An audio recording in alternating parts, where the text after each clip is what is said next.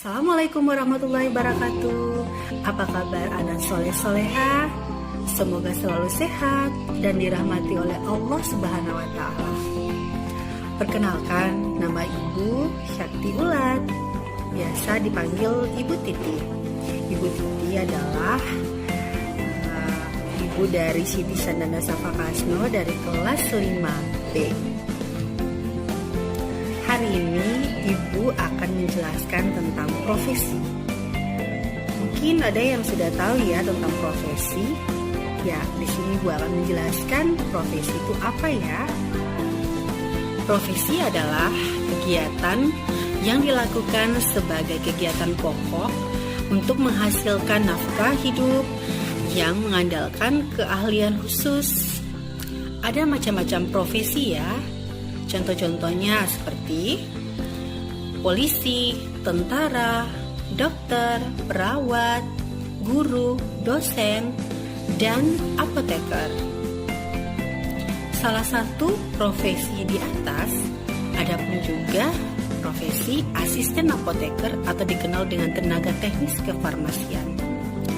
Asisten apoteker atau tenaga teknis kefarmasian adalah profesi itu sendiri. Nah, hari ini kita akan bahas tentang profesi asisten apoteker atau tenaga teknis kefarmasian ya.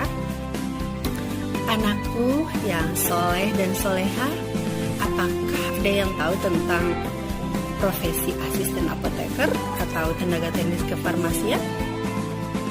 Mari kita bahas tentang profesi ini. Asisten apoteker adalah tenaga teknis kefarmasian yang berijazah SMK atau SMF, D3, dan S1 berdasarkan Peraturan Menteri Kesehatan Republik Indonesia nomor 679/Menkes/4/2003. Asisten apoteker atau tenaga teknis kefarmasian sering ditemui di apotik, instalasi farmasi, balai POM, dan lain-lain. Dan Ibu sendiri adalah tenaga teknis kefarmasian yang berada di apotik. Ibu bekerja di Apotik Kimia Farma Takoma yang beralamat di Jalan Takoma ya. Ibu sebagai kortek atau koordinator teknis yang mengatur alur kerja sehingga prepare dan maksimal dalam jam operasional. Mau tahu jam Ibu bekerja sampai selesai? Ayo kita bahas satu-satu ya. Ibu bekerja dengan waktu kerja yang sudah ditentukan oleh perusahaan. Karena Apotik Kimia Farma 168 Takoma bekerja selama 1x24 jam, maka shift kerjanya dibagi 3, yaitu shift pagi dari jam 8 sampai jam 16.00 atau jam 4, terus dilanjutkan dengan shift siang dari jam 3 sampai jam 11 malam, kemudian dilanjutkan dengan dinas malam dari jam 10 sampai 8 pagi. Tadi kita sudah bahas tentang apotik ya. Pasti adik-adik atau anak-anakku tersayang menanyakan apa itu apotik.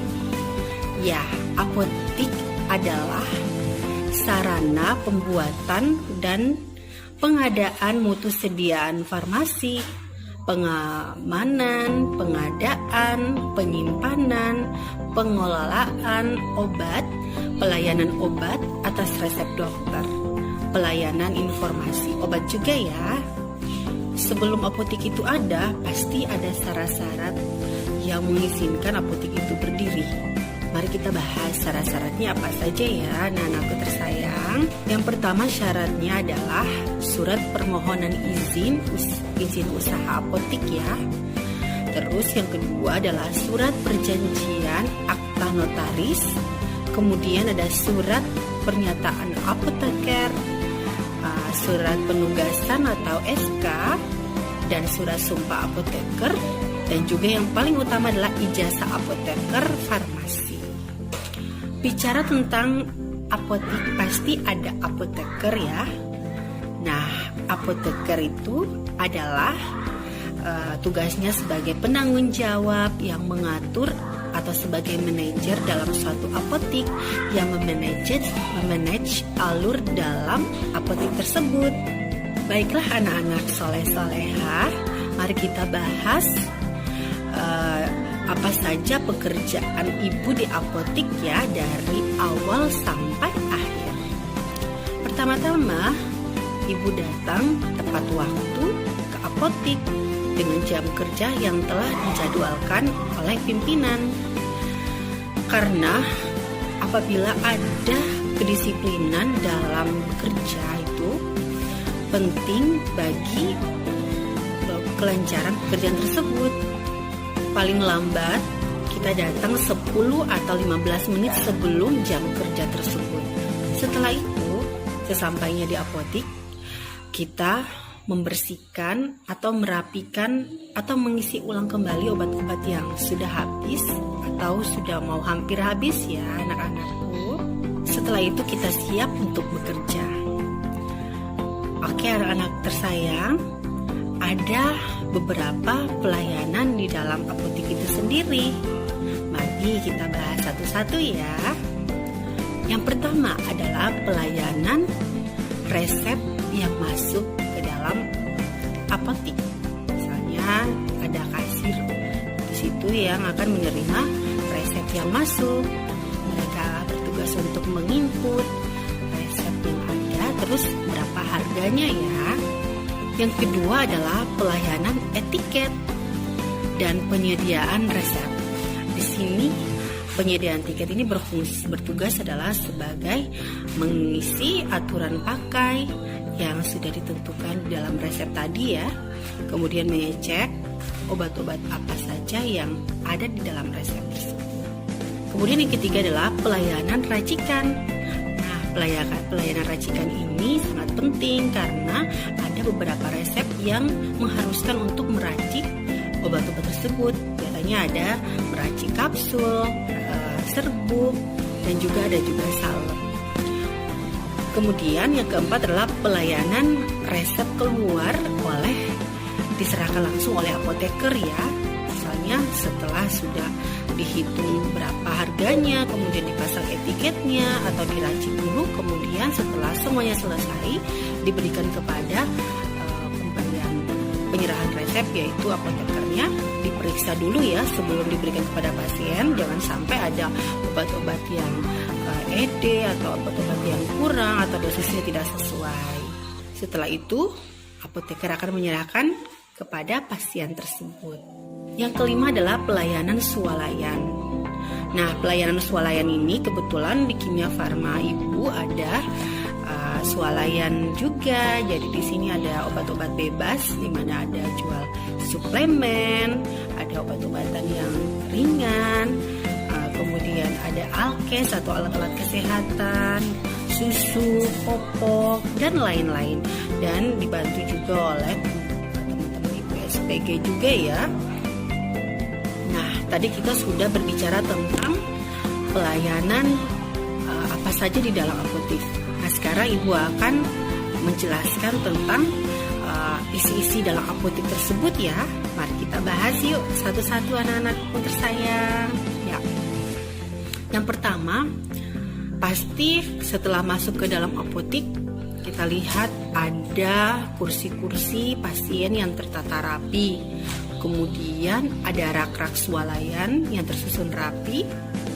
Kemudian ada juga ruangan-ruangan dokter yang sudah disediakan oleh kami, yaitu ada dokter THT, dokter anak, dokter saraf, dokter internis atau penyakit dalam, dokter obgyn atau kandungan, dan dokter bedah dan dokter umum. Kita masuk ke dalam apotiknya ya. Ya, di dalam apotik ini ada komputer yang fungsinya adalah untuk menginput resep atau data-data yang ada. Kemudian ada rak-rak obat. Rak-rak obat banyak sekali di dalam apotik. Rak-rak obat yang pertama yaitu rak obat generik. Ada juga rak obat paten, ada rak obat antibiotik, rak obat salep, terus ada rak obat tetes mata, tetes telinga, dan juga rak obat untuk produk Kimia Farma itu sendiri. Yang paling penting adalah rak obat yang paling dijaga ketat oleh kami, yaitu rak obat keras, misalnya seperti rak obat narkotika, rak obat psikotropika, rak obat prekursor. Nah, rak obat-obat ini keluar masuknya harus memakai resep yang asli dari dokter tersebut, karena tidak bisa dijual bebas dan dipakai oleh sembarang orang ya. Adapun barang-barang yang di dalam apotek ini ada kulkas. Kulkas ini bukan hanya dipajang saja, tetapi ada manfaatnya karena obat-obat yang di dalam kulkas ini fungsinya adalah menempatkan obat-obat yang tidak bisa di luar dari kulkas. Misalnya ada obat-obat suppositoria yang harusnya di dalam kulkas, suhunya berada dalam kulkas. Terus ada injeksi insulin diabetes yang memang harus berada di suhu di dalam kulkas. Dan beberapa obat juga yang suhunya harus di bawah 30 derajat Celcius.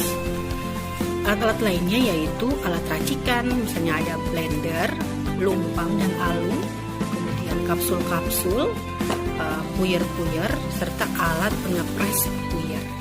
Dan yang paling terpenting adalah wastafel. Wastafel ini fungsinya adalah untuk kita membersihkan setiap tangan-tangan kami yang telah memegang uang atau kurang bersih. Dan pastinya kita mengerjakan semua ini harus dengan sterilan ya, dengan higienis. Karena awal dari kita masuk aja kita udah pakai masker, mencuci tangan yang bersih, kemudian pakai hand sanitizer biar pekerjaan kita juga steril dan dapat dipercaya oleh pasien-pasien kita, biar terhindar dari segala virus, bakteri dan penyakit-penyakit lainnya.